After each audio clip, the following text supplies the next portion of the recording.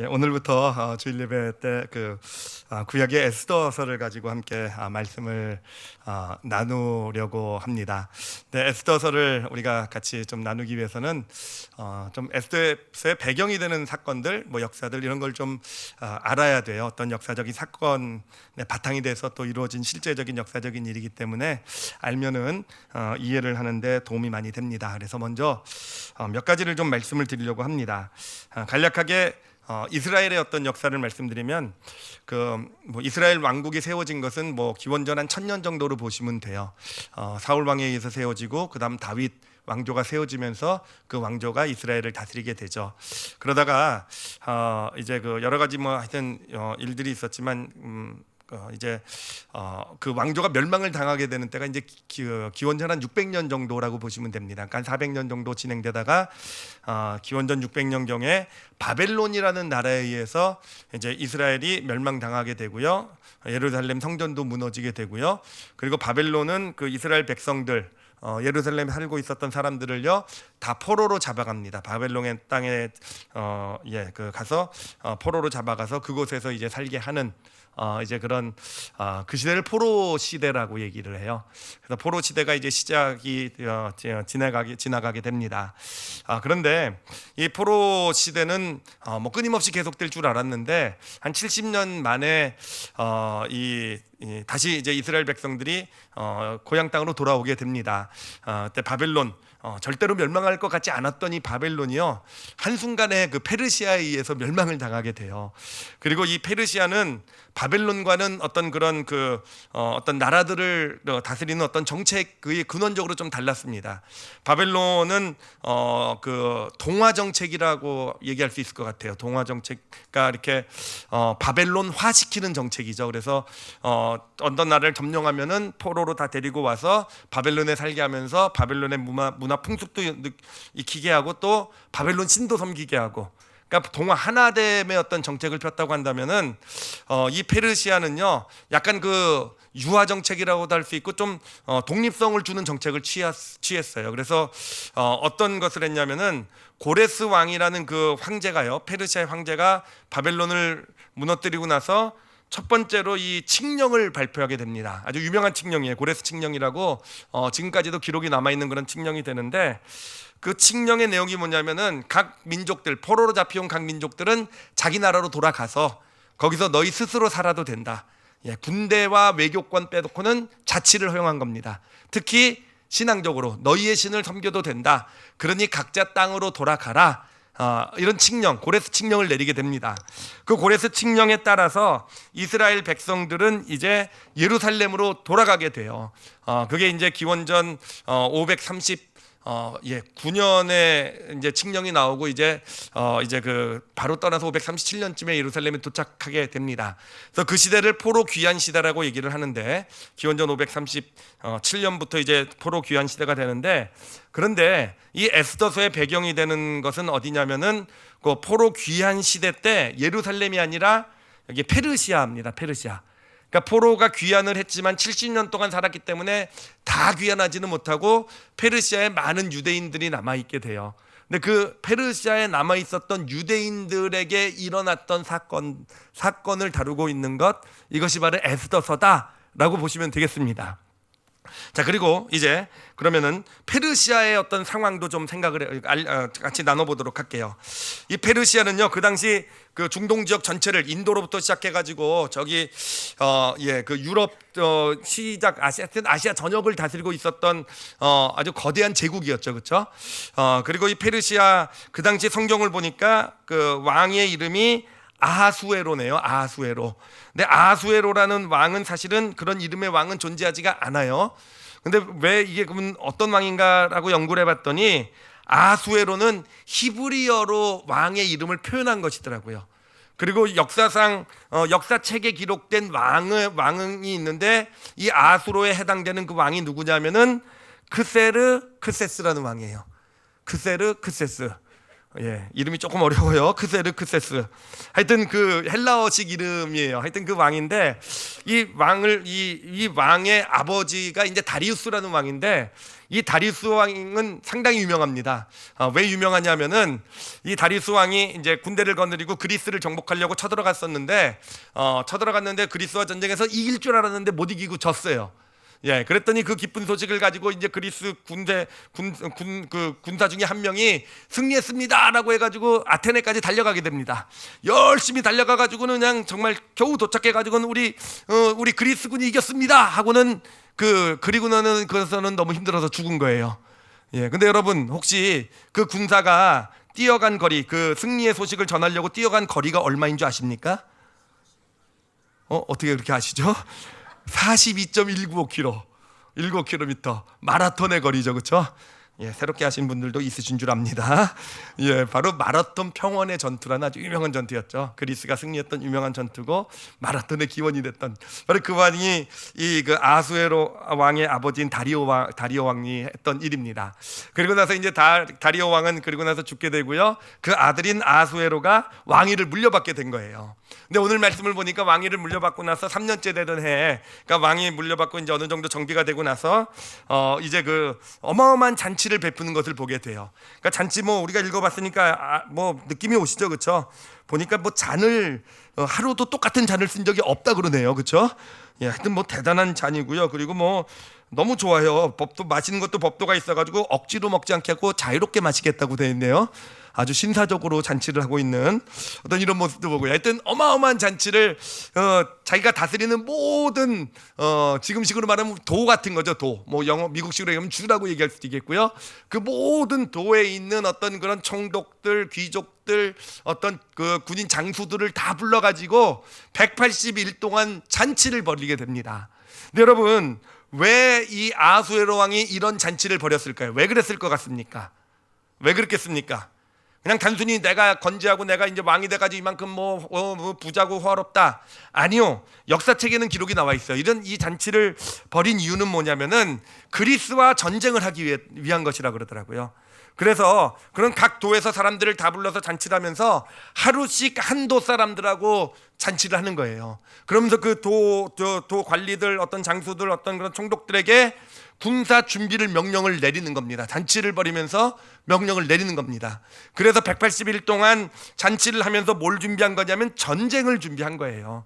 그리고 나서 이 180일의 잔치가 끝나고 난 다음에 출정을 하게 됩니다. 이 정말 어마어마한 대군, 뭐 기록에 따르면 뭐 100만 대군 그 이상의 대군을 이끌고 뭐 코끼리도 있고요. 뭐 어마어마한 정말 대군을 이끌고 그리스를 향해 쳐들어가게 되는 거예요. 이게 굉장히 유명한 전쟁입니다. 굉장히 유명한 전쟁이고요. 이 전쟁을 가지고 영화도 만들어졌어요. 영화 혹시 영화 그 헐리우드 영화인데 300이라는 영화 기억하십니까? 예, 300. 이 스파르타의 300명의 용사가 그 페르시아의 대군을 막아낸 그런 영화가 바로 그 300이라는 영화죠, 그렇죠? 여러분 참고로 그 영화 다 뻥입니다. 뻥이에요. 막아낸 게 아니고요. 잠시 지체하도록은 만들어냈지만 결국은 막아내지 못하죠. 막아내지 못하고 그 페르시아 군이요 그리스로 다 쳐들어가게 됩니다. 자, 근데 쳐들어가는데 딱 그리스에 도착을 해봤더니 아무도 없는 거예요. 그러니까 그리스 이 사람들이요 전쟁에서 도저히 이길 어떤 가능성이 없어 보이니까 육지에서의 전쟁은 가능성이 없다고 생각하고요. 다 어디로 도망갔냐면 바다로 도망간 겁니다. 바다로 도망가게 돼요. 그러면서 이제 해전이 벌어지게 된 거죠. 페르시아와 그리스의 해전이 벌어지게 된 것이고, 해전에 익숙하지 못했던 페르시아 군대가 전쟁에서 패하게 됩니다. 바로 그 전쟁이요. 보니까 제가 예전에 그 중고등학교 때 배웠던 그 세계사 시간에도 배웠던 전쟁이더라고요. 살라미 해전이라고 해서 아주 세계 유명한 해전 중에 하나입니다. 그 해전에서 페르시아가 결국 패하게 되고요. 그래서 아수에로 왕은 어떻습니까? 기가 죽어가지고는 돌아왔죠, 그렇죠? 기가 죽어가지고는 다시 돌아오게 되고 다시는 페르시아가 그리스를 공격하지 못하게 돼요. 그리고 그리스는 그 이후에 약한 국력을 키우게 되고 한 100년 정도 지나서 그리스에 누가 등장하냐면은 그 유명한 알렉산더가 등장을 하게 되죠. 그래서 이제 페르시아를 예, 여러분 역사 공부 잘하고 계십니다. 예, 하여튼 이게 지금 배경이 되는 사건이에요. 이 지금 에스더서에 나오고 있는 지금 잔치라는 그 잔치의 배경이 되는 사건이 바로 이 살라미 전쟁, 살라미 전쟁이 있고 막 이런 지금 그런 배경을 가지고 이루어지고 있는 겁니다. 거기서 이제 어떤 일이 에스더서로 들어가게 되면은요, 어떤 사건이 그것을 배경으로 이루어지게 되냐면은 180일 동안 잔치를 하는데 잔치가 다 잘 진행됐는데 마지막에 좀 문제가 있었어요. 이 그 왕비가 좀 그 왕에게 이제 이렇게 그 왕의 명령을 따르지 않게 되고 그래서 왕비를 패하게 되는 문제가 있었어요. 그런 일이 좀 있었고요. 그리고 나서 이 왕이 전쟁을 갔다가 4년 만에 돌아왔는데 패해서 돌아왔잖아요, 그렇죠? 패해서 돌아오니까 왕이 기가 많이 죽었겠습니까? 살았겠습니까? 기가 많이 죽었던 거예요. 그러면서 아내의 위로를 좀 받기를 원하는 마음이 생기게 되었고, 그러면서 왕비는 패했잖아요, 그렇죠? 그러니까 아내를 새로 뽑아야 되겠다, 왕비를 새로 뽑아야겠다 해가지고 왕비를 뽑았는데 누가 뽑힌 겁니까? 에스더가 뽑힌 겁니다. 그렇죠? 에스더가 뽑힌 거예요. 그래가지고 그 당시 에스더는 유대인이었고요, 고아였어요. 고아였고 친척이라고는 사촌 오빠, 모르드게라는 사촌 오빠가 있었는데 나이 차이가 많이 있었던 것으로 보이고요. 모르드게가 양아버지로서 이 에스더를 키우게 되고요. 그 에스더가 이제 페르시아의 왕비가 된 것이죠, 그렇죠? 왕비가 된 것, 이게 이제 에스더서의 어떤 진행하는 스토리가 됩니다. 그런데 이 가운데서 에스더가 왕비가 되는 것뿐만 아니라 또 한 가지 사건이 또 다른 곳에서 벌어지고 있었어요. 그 이름 뭐냐면은 하만이라는 아말렉 족속 사람이 페르시아의 그 수상이 된 겁니다. 수상.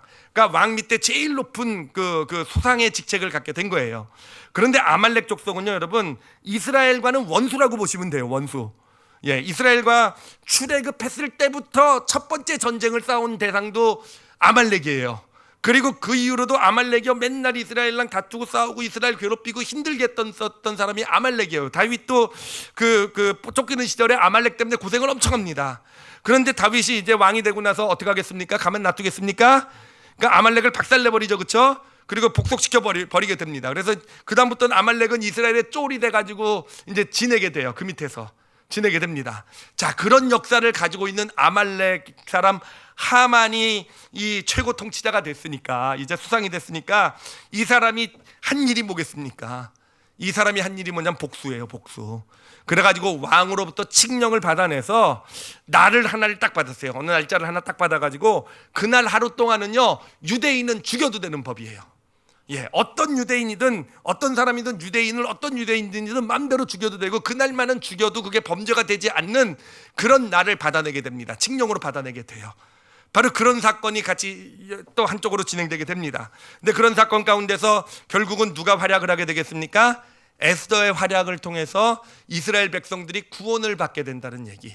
그러니까 이스라엘 백성들이, 유대인들이 다 죽어야 되는 날 가운데 그날이 마지막 순간에 어떤 날로 바뀌냐면 거꾸로 아말렉 사람을 다 죽여도 된 날로 바뀌게 돼요. 예, 그러니까 이스라엘이 구원을 받게 된 날. 그래서 이 날이요, 아주 유명한, 지금도 이스라엘은, 유대인들은요 이걸 절기로 정해놓고 지키고 있어요. 부림절이라고 해서 지금도 이스라엘의 4대 절기 중에 하나로 불리고요, 유대인들은 이 절기를 다 지킵니다. 바로 하나님께서 구원하신 날로 부림절이 생기게 되는 바로 그 이야기가 바로 에스더서의 이야기가 되는 것입니다. 자, 그러면 이제 배경에 대한 이야기는 간략하게 말씀을 드렸는데, 자, 그러면 오늘은 이제 첫날로서 그 에스더도 전체에 좀 독특한 특징이 있어요. 성경이 이 에스더서가 가지고 있는 독특한 특징, 그것은 하나님의 일하심의 특징이라고도 말씀드릴 수 있어요.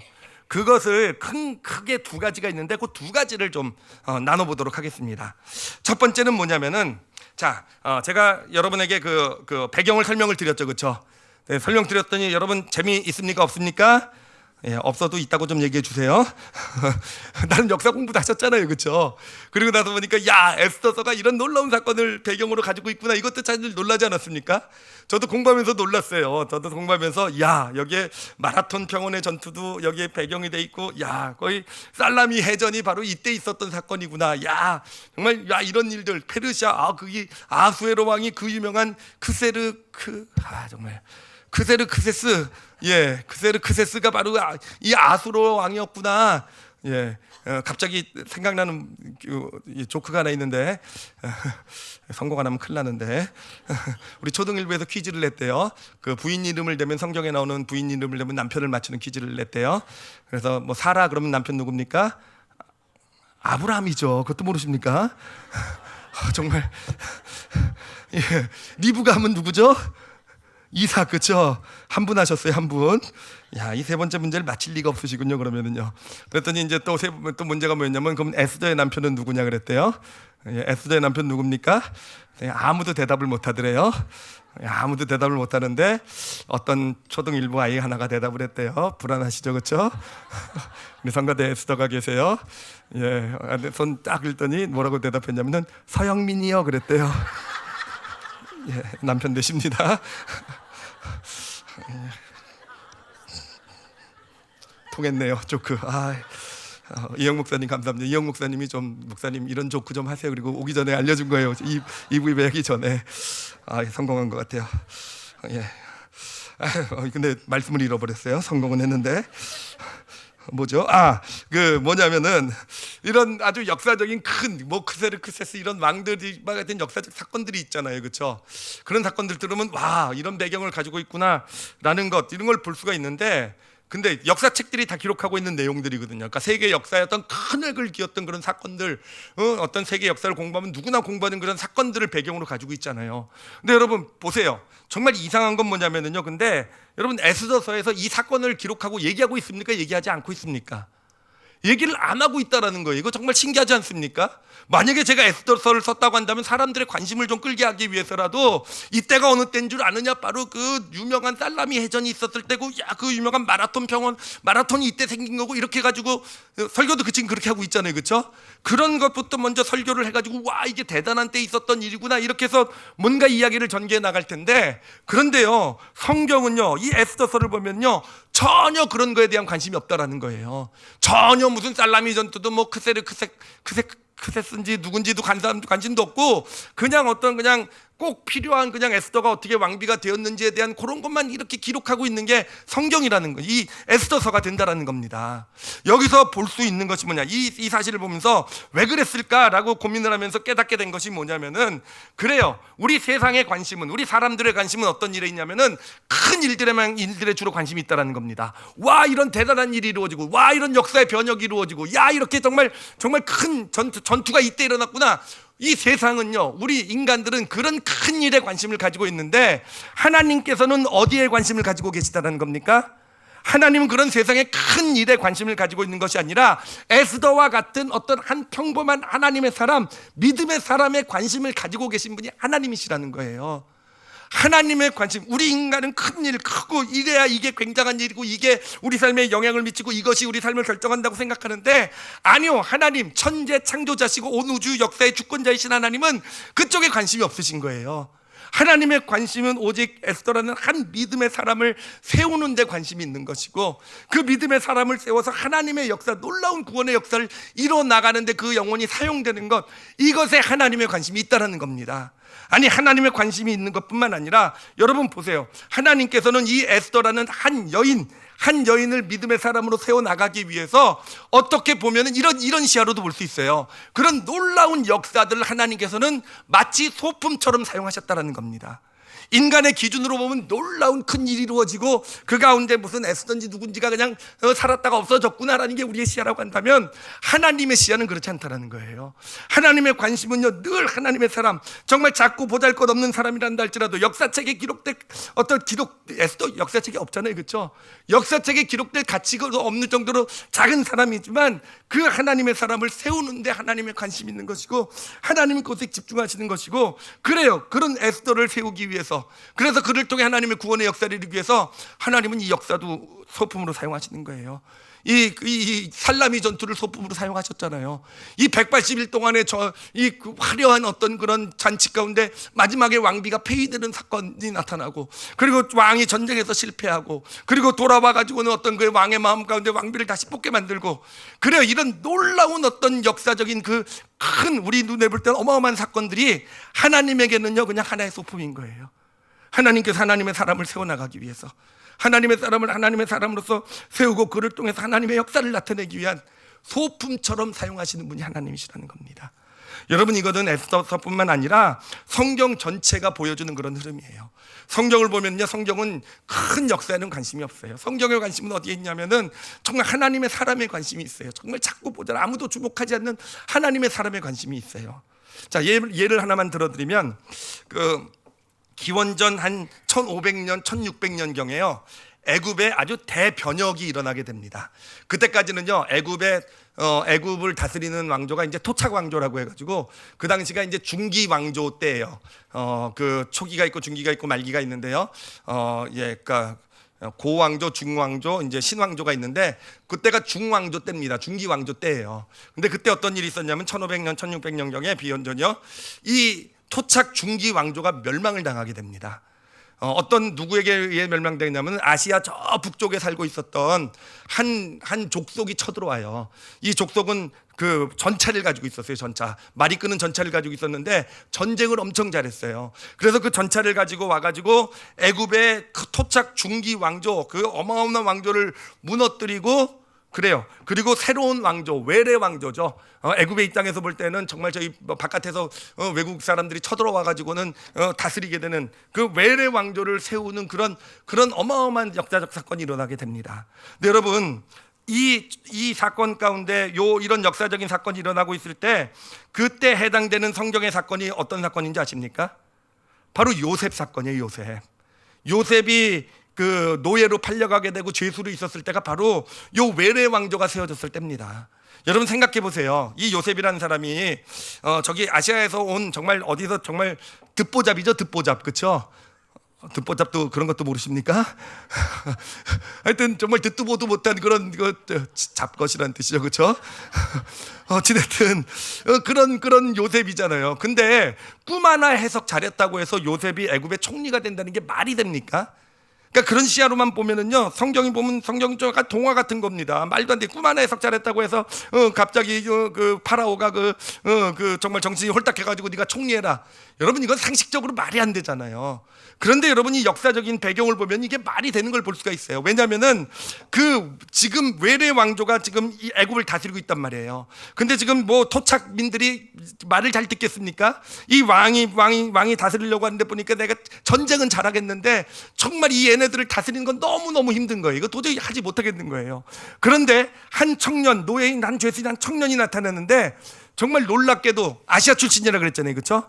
이 요셉, 이 야곱 가족이랑요 조상이 같아요. 셈족이라 그래가지고 셈의 후손, 같은 핏줄을 가지고 있는 아시아에서 온 청년이 하나 눈에 띈 겁니다. 근데 그 청년이 무지 똑똑한 거예요. 무지하게 탁월한 겁니다. 정말 노예로 있으면서 죄수로 있으면서도 어마어마한 역량을 발휘한 걸 본 거예요. 그러니까 이 왕의 입장에서 어떻게 되겠습니까? 총리로 세울만 하지 않습니까? 자기가 믿을 수 있는 같은 족속. 이렇게 어떤 역사적인 배경을 놓고 보면은 이 요셉이 이 총리가 되는 어떤 그런 당위성을 찾아낼 수 있다라는 것이죠. 아니, 오히려 하나님께서 이렇게도 볼 수 있잖아요. 요셉을 총리로 세우기 위해서 오히려 그 애굽의 중기 토착 왕조를 무너뜨리시고 어떤 외래 신 왕조를 세우셨다, 이렇게 볼 수 있는 거 아니겠습니까? 그래요. 근데 성경은 기록하고 있잖아요. 무슨 외래 왕조가 세워졌다느니 뭐 이런 거 전혀 기록하고 있지 않다는 거예요. 왜 그렇겠습니까? 이 세상의 눈은요, 애굽이라는 어마어마한 나라의 왕조가 바뀌고 변혁이 일어나고 와, 외래 왕조가 생겨나게 되고 이런 거에 관심이 있을지 모르겠지만, 아니요, 하나님은 누구에게 관심이 있습니까? 그런 거는 그냥 하나님에게 있어서는요, 그냥 하나의 도구에 지나지 않아요. 그냥 하나님의 수단에 지나지 않습니다. 하나님의 관심은요, 이 요셉이라는 정말 하나님의 믿음의 사람, 노예로 잡혀가고 이랬어도 정말 그 안에서 믿음으로 살아내길 원하면서 하나님을 원망하기보단 자신의 삶 가운데 하나님을 인정하며 살아가고 있는 그 한 믿음의 사람이 하나님에겐 중요한 거예요. 그 사람을 세워나가는 게 하나님에게 중요한 거예요. 그 하나님, 그러니까 성경은 요셉의 이야기를 기록하고 있는 겁니다. 그래요. 세상의 역사책은 큰 사건들을 기록하지만 성경의 관심은 그런 한 믿음의 사람에게 있는 것이고, 그리고 우리가 볼 수 있는 건 뭐겠습니까? 그 요셉을 세우시기 위해서 하나님은요, 애굽이라는 나라의 왕조를 바꾸시기까지 하시는 분이에요. 그래, 역사를 움직이시고 역사를 하나의 소품처럼 사용하셔서 그렇게 하나님의 사람을 세워가시는 것. 그리고 우리가 에스더서를 보면서 발견할 수 있는 하나님의 일하심의 원리가 되는 것입니다. 여러분, 우리 크리스찬들은 저는 이 믿음을 가져야 된다고 믿습니다. 그래요. 세상은 그렇게 봐요. 우리 주변에서 일어나는 큰 일들, 어떤 나는 어떻게 볼 수 없는 큰 사건들, 사실 요즘 보면 어떻습니까? 정말 나라에서 진행되는 일들, 이 세계 뭐 무역 전쟁이다, 뭐 이런 또 우리나라에서 진행되는 일들, 이 사회에서 이루어지는 일들 보면 그래 어마어마하게 크잖아요, 그렇죠? 세상은 그렇게 생각해요. 그런 것들이 우리의 삶을 정해갈 것이고, 그런 것에 의해서, 그런 일들, 큰 일들에 의해서 우리 같은 사람은 그냥 어쩔 수 없이 선택할 수도 없이 그의 영향을 받으면서 살아갈 수밖에 없다라는 게 여러분 세상이 보는 시야잖아요, 그렇죠? 그래서 큰일 났다, 망했다, 이러면 안 된다, 이렇게 얘기하면서 살아가는 게 이 세상의 모습이잖아요. 근데 여러분 그렇지 않은 줄 믿습니다. 그 모든 것도 하나님께서 주관하고 계신 줄 믿어요. 하나님의 관심은요, 그 크게 뭐 세상에서 무역 전쟁이 있든 제가 이름은 안 될게요. 또란분지 하여튼 뭐 어떤 일이 아니요, 하나님의 관심은요, 우리 정말 보잘것없고 약한 에스더와 같이 어떤 평범하고 요셉과 같이 정말 아무것도 아닌 것처럼 세상 주목받지 않는 사람이란다 할지라도, 그래 우리 믿음의 사람들이 하나님이 원하시는 믿음을 가지고 살아가기를 원하는 그 바로 그렇게 될 때 하나님의 관심은 우리에게 향하고 있게 되는 것입니다. 그리고 하나님은요, 분명히 그런 큰 일들을요, 하나님 보실 때 뭡니까? 소품이에요. 우리 믿음의 사람으로 하나님의 일에 쓰임받는 사람으로 세워나가는데, 하나님은 그런 역사적인 큰 사건들도 사용하셔서 바로 그런 일에 하나님의 뜻을 이루어가는, 하나님의 사람을 세우는 일에 사용하시게 되는 것입니다. 그러므로 우리 믿음의 사람들은요, 당당하게 살아갈 수 있어야 될 것 같아요. 그래요. 세상에 어떤 그런 큰 일을 위해서 우리가 기도해야 되지만, 그것이 결코 우리의 삶을 무너뜨리지 못할 것이고 망가뜨리지 못할 것이고 우리를 불행과 저주로 이끌고 가지 못할 줄 믿습니다. 그런 모든 것까지도 하나님의 선을 이루시는 도구가 될 거예요. 근데 그러기 위해서는 우리가 뭘 해야 됩니까? 에스더처럼 믿음으로 설 수 있어야 되는 거, 그렇죠? 요셉처럼 믿음으로 설 수 있어야 되는 거. 그래요. 믿음으로 우리가 서서 믿음으로 반응하는 삶을 살아가게 될 때 결국은 그 모든 것, 이 역사를 주관하시는 하나님께서 그 모든 나와는 상관없이 이루어진 큰 일들, 때로는 정말 내 삶을 직접적으로 힘들고 고통스럽게 만드는 그런 어떤 그런 일들까지도 결국은 하나님의 축복이 되는, 우리를 세우신 데 사용하시는 그런 하나님의 소품처럼 사용되는 그런 축복을 경험하게 될 줄 믿습니다.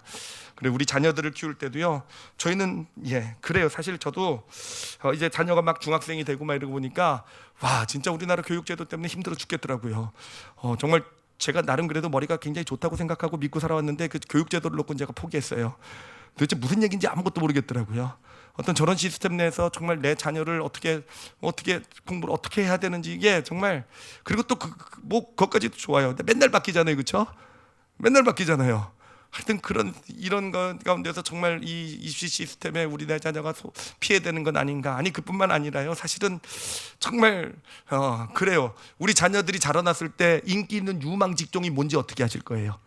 지금 짐작은 하시지만, 제가 만약에 30년 전에 정말 지금 이 세상이 어떤 세상이 될 줄 알았으면, 그래 저는 목회자가 가장 좋은 길을 갔으니까 상관없겠지만, 그렇잖아요. 미래를 알 수 없잖아요. 이 세상이 어떻게 돌아가고 어떤 게 정말 진짜 잘 나가고 이런 건 우리는 알 수 없잖아요.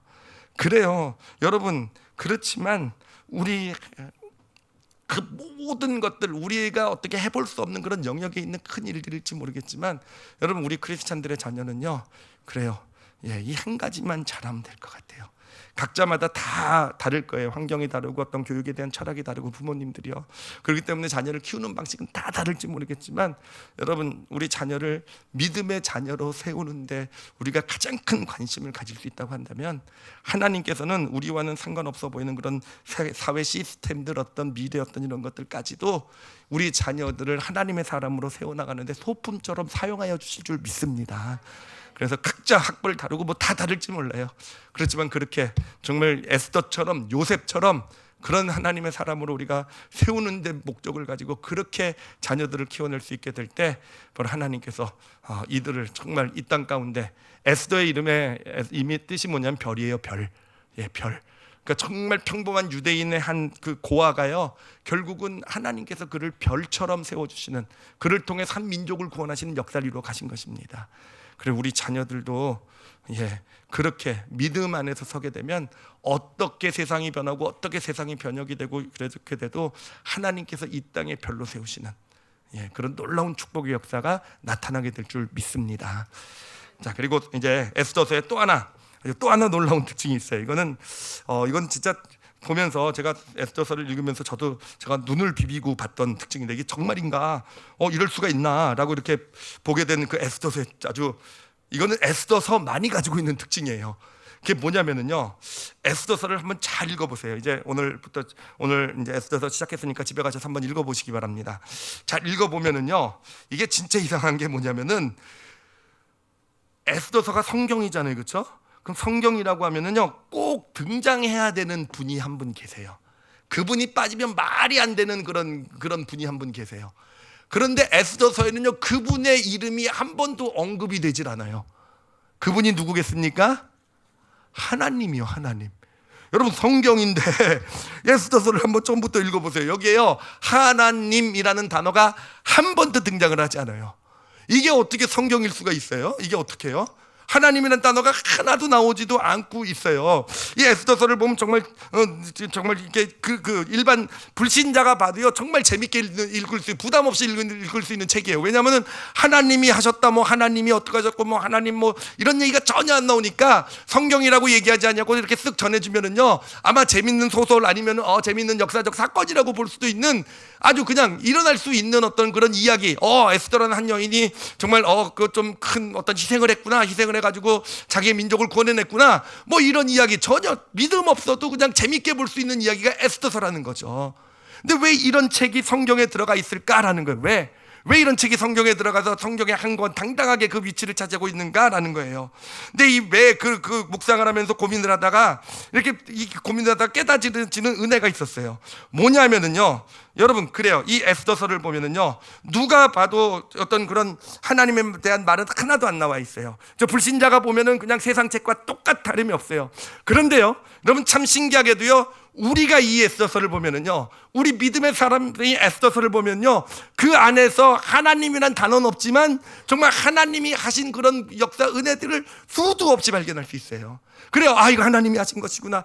에스더가, 어떤 그런 불신자들은 에스더가 희생을 했고 어쩌고저쩌고인데, 에스더가 하나님이 원하시는 걸 깨닫고 하나님의 인도하신 가운데서 믿음으로 반응한 것이구나.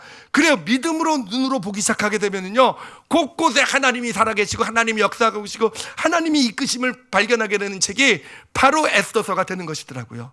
그런데 여러분, 생각해 보세요. 이것이 우리의 삶의 모습 아닙니까? 우리가 이 세상을 살아가는 삶이 이와 똑같지 않습니까?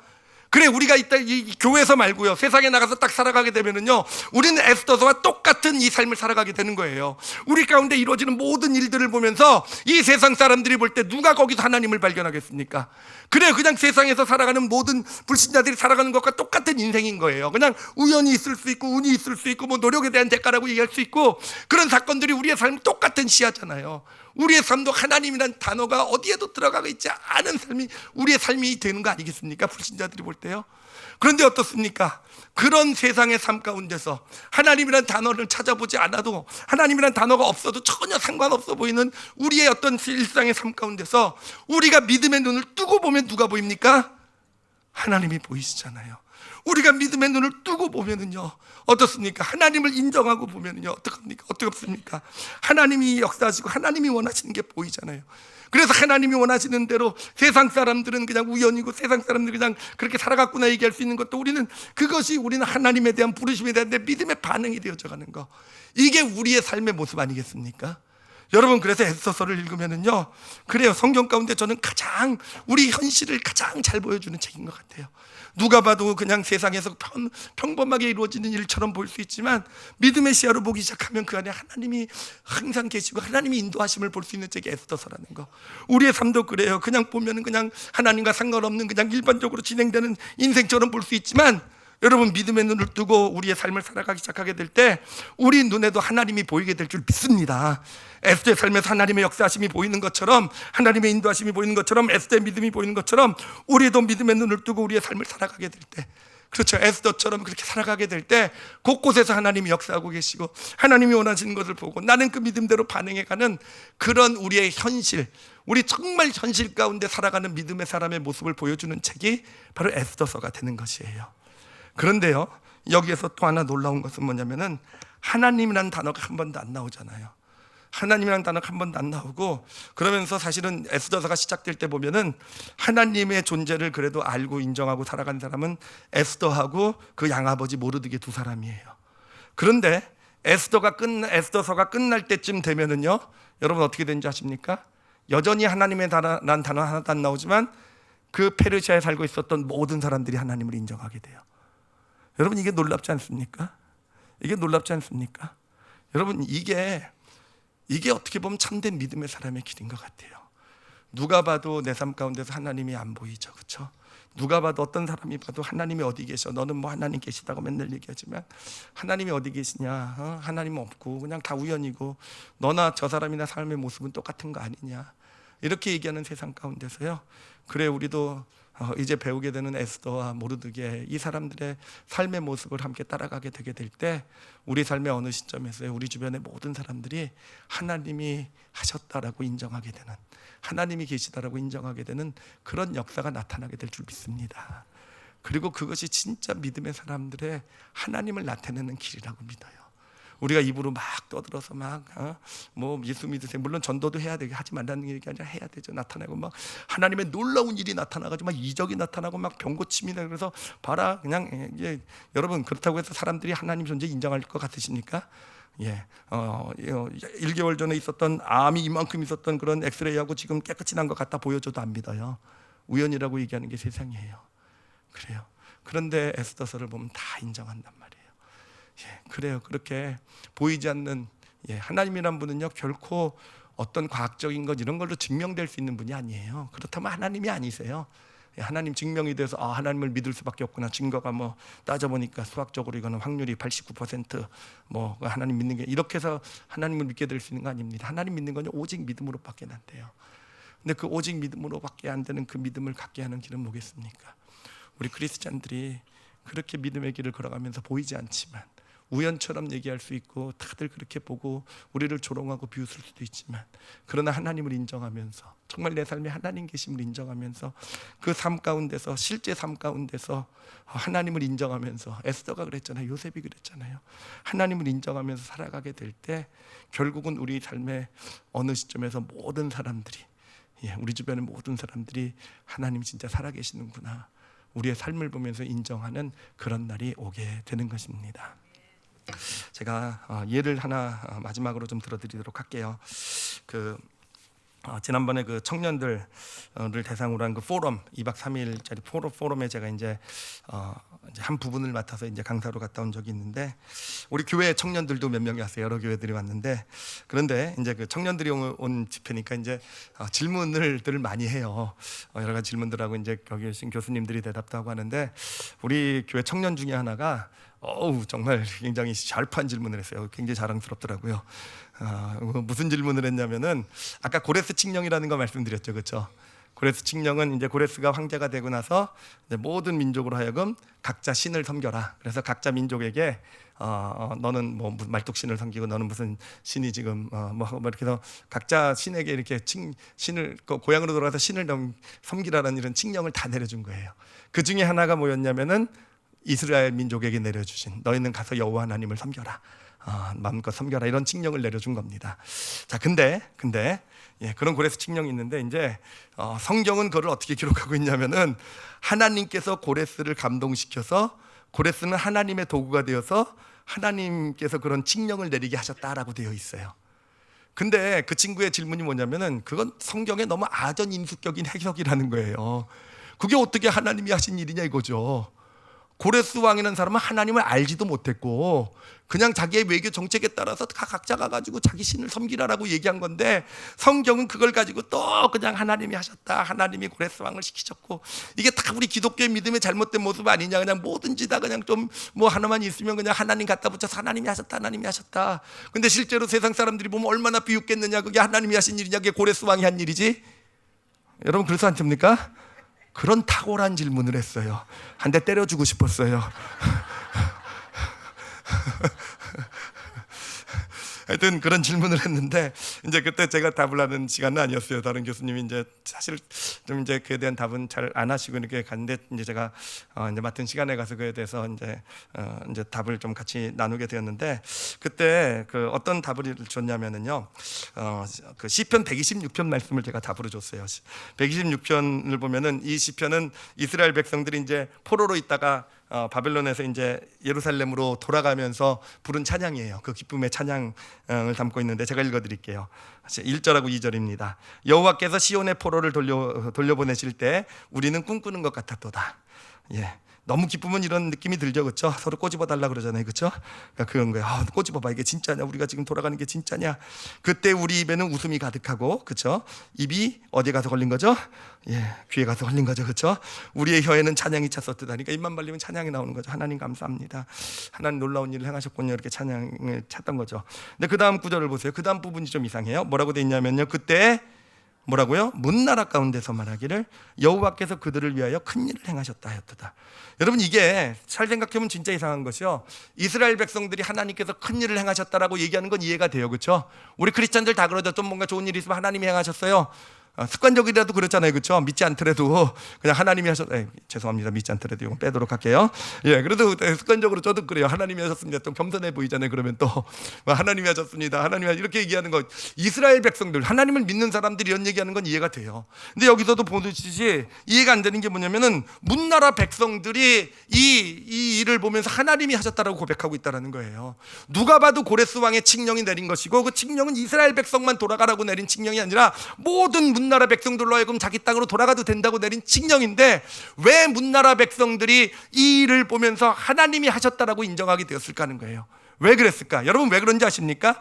그 이유가 있어요. 왜냐하면은 포로로 잡혀가서 70년을 지냈잖아요, 그렇죠? 70년을 지나게 되면 어떻게 됩니까? 모든 처음에 잡혀왔던 민족들 모두가 처음에는 각자 고향으로 돌아갈 꿈을 꾸게 되지만, 시간이 지나게 되면서 결국은 다 그 바벨론에 정착하게 되는 거예요. 거기에 문화뿐만 아니라 종교적으로 어떤 그런 결혼이나 이런 걸 통해서 온전히 거기에 동화가 되어져 가는 겁니다. 그렇기 때문에 그래요, 이들은요 돌아가고 싶어도 돌아갈 수가 없었던 거예요. 이 고레스 왕의 칙령이 내렸을 때 좋은 칙령이지만 이미 이들은 여기서 그냥 정착해서 살아서 더 이상 그냥 바벨론의 일부가 되어서 떠나갈 수 없었던 거예요. 그런데 이스라엘 백성들은 어떻게 살았는지 아십니까?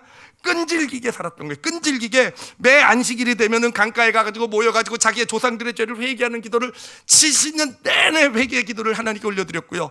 회당이라는 것을 세워가지고 일이 끝나고 나면은 아이들로부터 다 모여서 하나님의 말씀을 공부하면서 하나님께서 돌려보내실 때 우리가 나라를 어떻게 하나님 믿고 섬겨야 되는가를 70년 동안 공부해 온 거예요. 그리고는 문화에 융합되지 않고 여호와 하나님을 섬기면서 그들만의 삶을 살아낸 거예요. 문나라 백성들이 그 이스라엘 백성들을 보면서 어리석다, 바보 같다, 바벨론이 멸망할 것 같으냐, 그렇게 힘들게 살 이유가 뭐가 있느냐, 조금 편하게 살면 되지.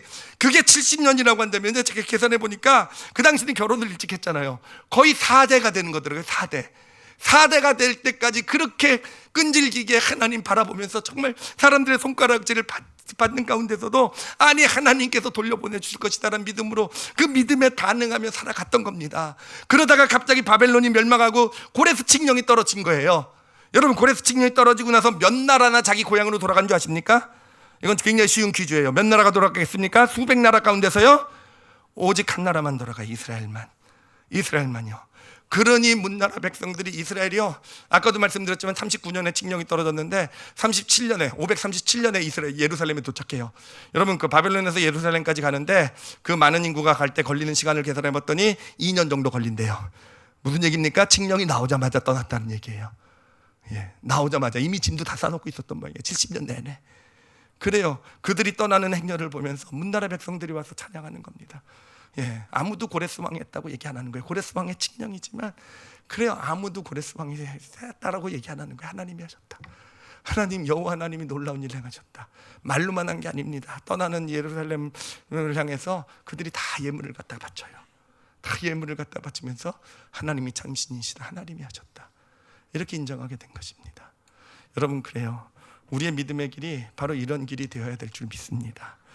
하나님은요 바로 에스더가 그렇게 살아갔고요, 요셉이 그렇게 살아갔고, 포로기의 이스라엘 백성들이 그렇게 있어요. 그렇게 특별한 사람들 아니에요. 굉장히 평범한 사람들이에요. 어떻게 보면 아무도 주목하지 않는 그런 사람들이에요. 그렇지만 그 삶 가운데서 사람들이 조롱하고 비웃기도 했지만 그들은 하나님 앞에서만이 아니라 평소의 삶을 살아가면서 하나님을 늘 인정했던 거예요. 그리고 손해보고 비웃음 받고 좀 그것 때문에 아픔, 희생이 있어도요, 하나님이 원하시는 믿음대로 반응하는 그런 길을 걸어갔던 거예요. 하나님은 그런 믿음의 사람들, 하나님의 관심은 누구에게 있습니까? 바로 그 사람들에게 관심이 있어요. 무슨 어마어마한 사람들이 아니라, 어마어마한 사건들이 아니라 하나님의 관심은요, 바로 그 하나님의 사람의 관심이 다 집중되고 있는 것이고, 하나님은 그 사람을 세우시기 위해서, 그 사람을 믿음의 사람으로 세우시고, 그 사람을 통해서 구원하시기 위해서, 그래요, 가족을 구원하고 주변 이웃들을 구원하고 사회를 구원하고 나라를 구원하기 위해서 바로 그런 사람들을 세워가시는 것이고, 그것을 위해서 역사의 큰 일까지도 하나님은요, 마치 우리는 와 저런 일이 야 큰일 났다라는 일이 오히려 하나님 손에 소품이 되어서 우리 하나님의 사람들을 정말 멋지게 믿음의 사람으로 세워나가는데 하나님은 그러한 일들을 사용하시는 것입니다. 에스더서가 정말 은혜가 되는 이유가 저는 여기 있다고 받아요. 여기 있는 것 같아요. 뭐냐면은 평범한 사람의 이야기이기 때문에, 정말 역사책에는 기록될 수 없는, 아무도 관심 갖지 않는 평범한 사람들의 이야기이기 때문에 은혜가 정말 돼요. 그렇잖아요. 고아잖아요, 그렇죠?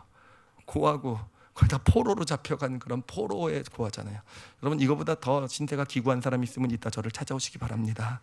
그래요. 그런 정말 그런 기구한 여인인데 정말 그 믿음 안에서 잘 컸잖아요. 바르게, 아름답게. 그렇잖아요. 그리고 정말 그 믿음 안에서 하나님 늘 인정하면서 살아갈 수 있는, 그래서 손해보는 일이라도 하나님 원하신다고 한다면 순종할 수 있는, 어떻게 보면요, 이 믿음도 되게 평범한 믿음인 것 같아요. 무슨 대단한 헌신을 드리고 뭐 대단한 무슨 결심을 하고 뭐 대단한 능력을 나타내고 이런 믿음도 아닌 것 같아요. 근데 그런 작은, 어떻게 보면 되게 평범한 믿음인데, 그래요, 이 평범한 믿음이 어려운 것 같아요.